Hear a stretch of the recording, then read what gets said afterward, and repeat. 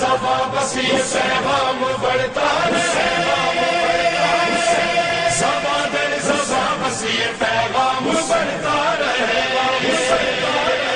सारी दुनिया हुसैन हुसैन करे, सारी दुनिया हुसैन हुसैन करे, सारी दुनिया हुसैन हुसैन करे, हर ज़बां ज़िक्र मौला हुसैन करे, सारी दुनिया हुसैन हुसैन करे, सारी दुनिया। मुहर्रम हराम जी पहिरीं तारीख़ ईंदे ई मुख़्तलिफ़ शहरनि में करबला जे शहीदनि जी यादि मल्हाइण ऐं खेनि भेटा पेश करण लाइ तयारियूं शुरू थी वञनि थियूं।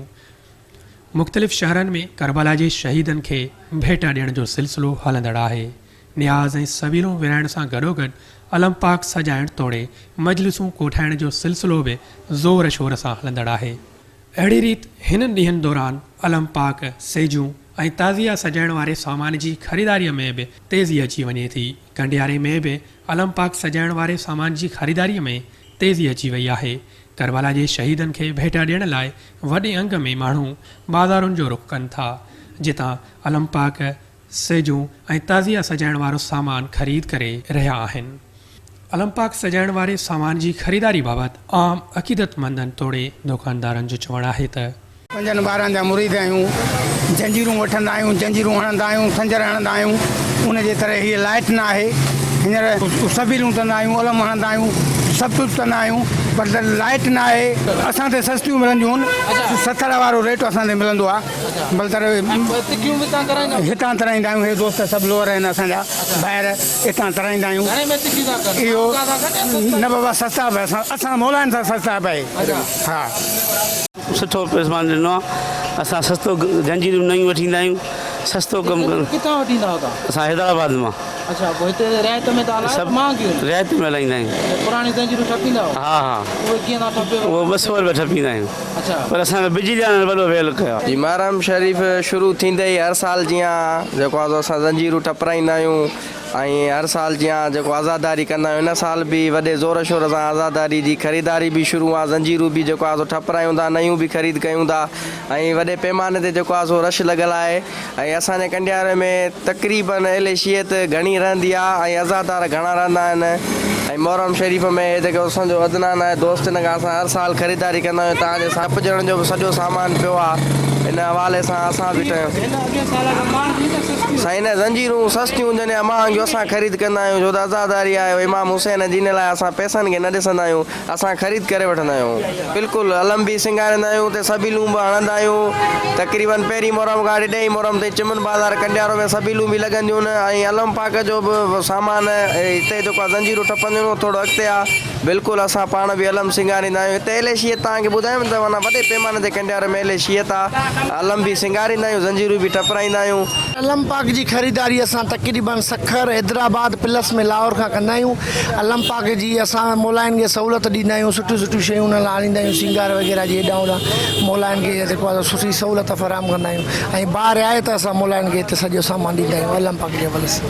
हीअ बहितरीन असांखे रियात सां जॻू असांखे अलम पाक जो सामान ईंदो। हर साल अलम पाक असां ख़रीदारी कंदा आहियूं। रिआयत में सामान तव्हांखे मिलंदो आहे? रियात में मिलंदो आहे, बहितरीन सुठो में सुठो। साईं हे असां 4-5 सालनि खां कारोबार कयूं था।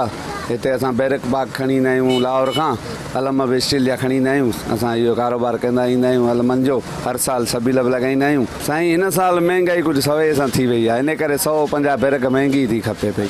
हा, ख़रीदारनि जी भला रश आहे? ख़रीदारनि जी रश जाम आहे। अॻे साल खां कुझु वधीक आहे हिन साल।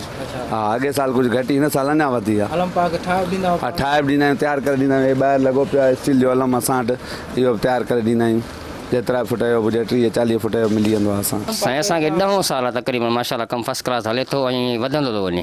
आईंदा असां तक़रीबन 8-9 ॾींहं असां घर न वियाऊं, ॾींहं राति असां हिते कमु कंदा आहियूं ऐं माशाल्लाह फस्ट क्लास ॾींहं हर साल असांजो कमु अॻिते वधंदो थो वञे। असां पाण ठाहींदा आहियूं, जीअं चवंदा आहिनि असां ईअं पाण जेको पंहिंजे हिसाब सां लॻाईंदा आहियूं, असां पंहिंजो पाण बि ठाहींदा आहियूं ऐं अॻिलनि जे बि हिसाब सां हलंदा आहियूं। असांजो होलसेल रेट आहे। असां तमामु नौशहर मां माण्हू ईंदा आहिनि, मोरे मां ईंदा आहिनि, नवां जोतई मां ईंदा आहिनि, काफ़ी ॿाहिरां माण्हू तमामु ईंदा आहिनि। हिते अलम पाक ख़रीद करण लाइ जीअं त असां अलम हर साल नऊं तयारु कंदा आहियूं ऐं उनखे सुहिणे नमूने सां तयारु करे ऐं लॻाए हणंदा आहियूं।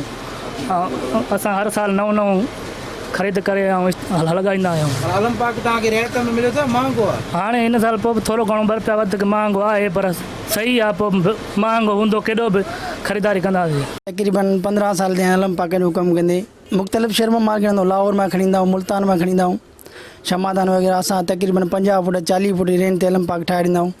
ऐं तक़रीबन खोड़ ज़िलनि में असांजा कंबर खां, राणीपुर खां, सखर खां, हेॾे खेरपुर खां, हितां कंडियारो मां असांखे ॾाढी माना दिलि सां कमु कंदा आहियूं ऐं इनशाला होलसेल रेट ते कंदा आहियूं। तक़रीबन 9 ताईं असां ॾाढी रश हूंदी आहे, सॼी राति 24 कलाक असां दुकानु खुलियलु हूंदो आहे। ऐं मूंखे तक़रीबन 15 साल थी हाणे कमुकारु कंदे कुल मुकमल सेट करे ॾींदा आहियूं, तयारु कंदा आहियूं। सिंगार बि मुकमल होलसेल रेट ते दस्तियाबु आहे असां वटि ऐं असांजो कमु सभिनी खां घणो आहे कंडियार शहर में। 5-6 साल थी विया लाहौर खां खणी ईंदा आहियूं, लाहौर कराची, बसि ॿिनि सां कमु आहे, लाहौर ऐं कराची। ख़रीदारनि जी भला रश आहे? VIP रश आहे सफ़ा। आलम पाक ठाहे ॾींदा? हा। घणे रेट में भला आलम पाक? सफ़ा सॼे कंडियारे खां मोमिननि खे सफ़ा राइती ॾींदा आहियूं, सॼे कंडियारे खां राइती असांजो कराची जो रेट आहे। इन्वेस्ट तक़रीबन हे जेको महरम शही पे कई अथऊं तक़रीबन 10 खां 15 लख ताईं आहे जी।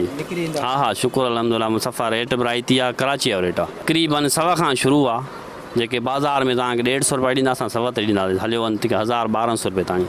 हा हर शइ ठाहे ॾींदा आहियूं। चोट चढ़ियल महांगाईअ सबबु आलम पाक जे सामान जा अघ बि वधी विया आहिनि, जंहिं सबबु माण्हू पंहिंजे वसार ख़रीदारी करे करबला जे शहीदनि खे भेटा पेश करे रहिया आहिनि। मुहर्रमुल हराम दौरान मजलिसुनि तोड़े जुलूसनि में माण्हुनि जी वॾी पीउ थिए थी, तंहिं करे कोरोना वबा जे दिहाड़नि में SOPs ते अमल करे रस्मूं अदा कयूं वञनि त जीअं ख़तरनाक वायरस खां बि महफ़ूज़ रही सघिजे।